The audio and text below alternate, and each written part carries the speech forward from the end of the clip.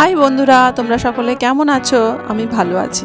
আজকে আমি দেখতে পাচ্ছ কি নিয়ে এসেছি। হ্যাঁ, ঠিক ধরেছো, কাল ছেলের স্কুলে গ্রিন ডে সেলিব্রেশন, তো সেই জন্য পাতাবাহারি গাছ থেকে পাতাগুলো তুলে আনলাম আর ওকেও একটা টাস্ক দিলাম যেগুলো ছিদ্র করে তার ভিতরে যেন ডান্ডিগুলো ঢুকিয়ে দেয়।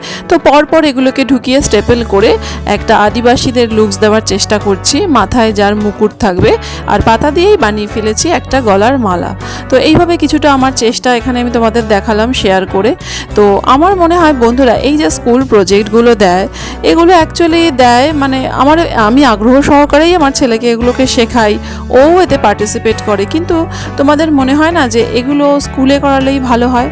তার কারণ স্কুলে যদি 40 মিনিট টিচাররা যদি বাচ্চাদেরকে এগুলো নিয়ে বসেন এবং তার ফ্রেন্ডদের সাথেও যদি বাচ্চারা এগুলো একসাথে করে থাকে, তাহলে তোর স্কিল ডেভেলপমেন্টটা মনে হয় আরও বেশি হবে।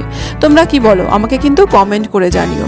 এইভাবে বাড়িতে যদি গার্জিয়ানরাই তৈরি করে দিই আমরা এগুলো, তাহলে কি ওদের কি খুব ভালো শেখা হবে? আমার তো মনে হয় না।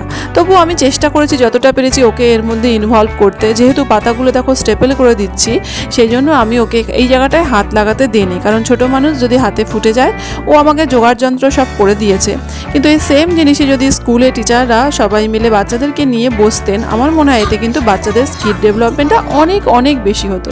কারণ এটা প্রজেক্ট ওয়ার্ক মানেই হলো ওর একটা প্র্যাকটিক্যাল ক্লাসের মতো, যেটাকে কিনা ওর একটা অভিজ্ঞতা হবে। তো যাই হোক, এটা আমি আমার ছোট্ট একটা অভিজ্ঞতা শেয়ার করলাম। তোমরা সকলে খুব ভালো থেকো। চ্যানেলটা ভালো লাগলে প্লিজ লাইক, শেয়ার, সাবস্ক্রাইব করে